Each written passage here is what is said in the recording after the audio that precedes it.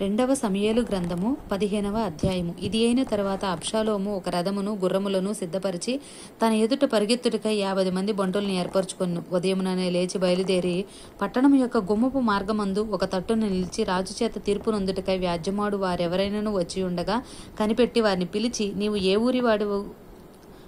ఊరి వాడవని అడుగుచుండెను. నీ దాసుడైన నేను ఇశ్రాయేలు గోత్రములో పలానా దానికి చేరిన వాడినని వాడు చెప్పగా, అబ్షాలోము, నీ వ్యాజ్యము సరిగాను న్యాయముగాను ఉన్నది గాని దాన్ని విచారించుటకై నియమింపబడినవాడు రాజునంత ఒకడునూ లేడని చెప్పి, నేను ఈ దేశమునకు న్యాయాధిపతి ఉండుట ఎంత మేలు. అప్పుడు వ్యాజ్యమాడు వాడు నా యొద్దకు వత్తురు, నేను వారికి న్యాయము తీర్చుదనని చెప్పుచూ వచ్చెను. మరియు తనకు నమస్కారం చేయుటక ఎవడైనను తన దాపునకు వచ్చినప్పుడు అతడు తన చేయి చాపి అతని పట్టుకుని ముద్దు పెట్టుకొనుచూ వచ్చెను. తీర్పు నొందుటకై రాజునొద్దకు వచ్చిన ఇశ్రాయేలుకందరికి అబ్షాలోము ఈ ప్రకారము చేసి ఇశ్రాయేలునందరినీ తన తట్టు తిప్పుకొనెను. 4 సంవత్సరములు జరిగిన మీదట అబ్షాలోము రాజునొద్దకు వచ్చి, నీ దాసుడైన నేను సిరియా దేశమునందలి గెషూరు నందుండగా యెహోవా నన్ను యెరూషలేమునకు తిరిగి రప్పించిన ఎడల నేను ఆయన్ను సేవించితనని మొక్కుకొంటిని గనుక నేను హెబ్రోనునకు పోయి యెహోవాకు నేను మొక్కుకొనిన మొక్కుబడి తీర్చుకొనుటకు నాకు సెలవిమ్మని మనవి చేయగా, రాజు సుఖముగా పొమ్మని సెలవిచ్చెను. కనుక అతడు లేచి హెబ్రోనుకు పోయెను. అబ్షాలోము, మీరు బాకానాదము వినున్నప్పుడు అబ్షాలోము హెబ్రోనులో ఏలుచున్నాడని కేకలు వేయడని చెప్పుటకై ఇశ్రాయేళ్ల గోత్రములన్నిటి యొద్దకు వేగుల వారిని పంపెను. విందునకు పిలువబడి ఉండి 200 మంది యెరూషలేములో నుండి అబ్షాలోముతో కూడా బయలుదేరి ఉండిరి.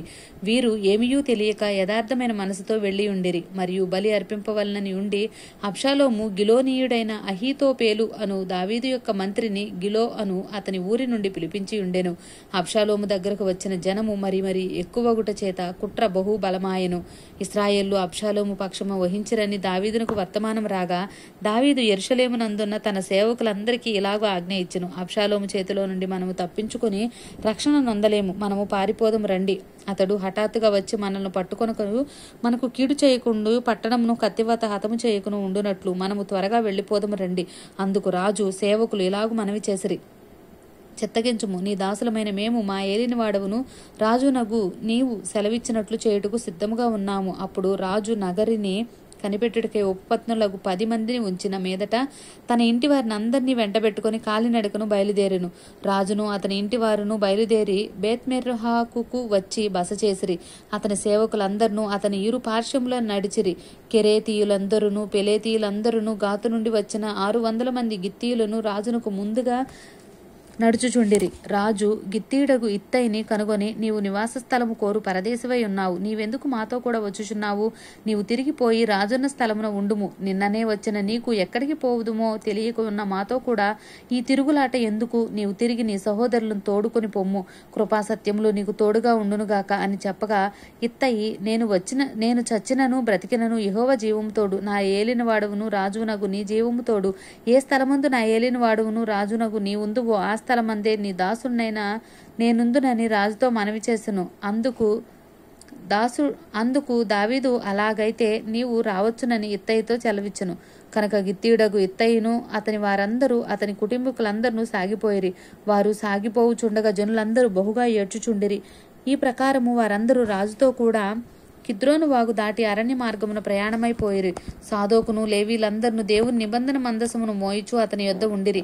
వారు దేవుని మందసమును దింపగా అబ్యాతారు వచ్చి పట్టణములో నుండి జనులందరినూ దాటిపోవు వరకు నిలిచెను. అప్పుడు రాజు సాదోకును పిలిచి, దేవుని మందసమును పట్టణంలోనికి తిరిగి తీసుకుని పొమ్ము. యెహోవా దృష్టికి నేను అనుగ్రహము పొందిన ఎడల ఆయన నన్ను తిరిగి రప్పించి దానిని తన నివాస స్థలమునకు నాకు చూపించును.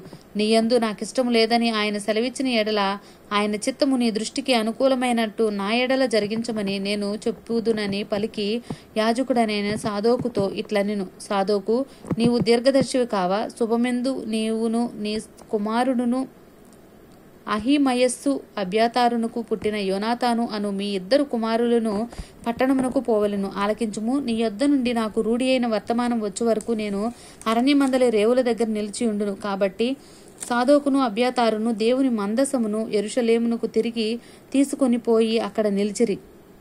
అయితే దావీదు ఒలివి చెట్ల కొండ ఎక్కుచూ ఏడ్చుచూ తల కప్పుకొని పాదరక్షలు లేకుండా కాలినడకను వెళ్ళెను. అతని యొద్దనున్న జనులందరూ తలలు కప్పుకొని ఏడ్చుచూ కొండ ఎక్కిరి. అంతలో ఒకడు వచ్చి అబ్షాలోము చేసిన కుట్రలో అహీతోపేలు చేరియున్నాడని దావీదునకు తెలియచేయగా, దావీదు, యెహోవా అహీతోపెలు యొక్క ఆలోచనను చెడగొట్టుము ప్రార్థన చేసెను. దేవుని ఆరాధించు స్థలమొకటి ఆ కొండ మీద ఉండెను.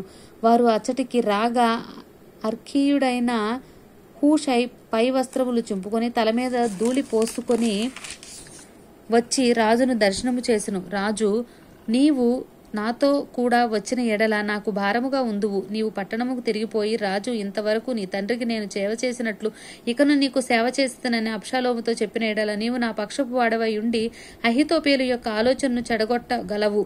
అక్కడ యాజకులైన సాదోకును అబ్యాతారును నీకు సహాయకులుగా ఉందురు. కాబట్టి రాజనగరి యందు ఏదైనను జరుగుట నీకు వినబడిన ఎడల యాజకుడైన సాదోకును అబ్యాతారుతోనూ దాని చెప్పవలెను. సాదోకు కుమారుడైన అహీమయస్సు అబ్యాతారు కుమారుడైన యోనాతానును అనువారి 2 కుమారులు అచట ఉన్నారు. నీకు వినబడినదంతయు వారి చేత నా యొద్దకు వర్తమానము చేయమని రాజుతో అతన్ని పంపివేశెను. దావీదు స్నేహితుడైన హూషై పట్టణమునకు వచ్చుచుండగా అబ్షాలోమును యెరూషలేము చేరెను. ఆమేన్.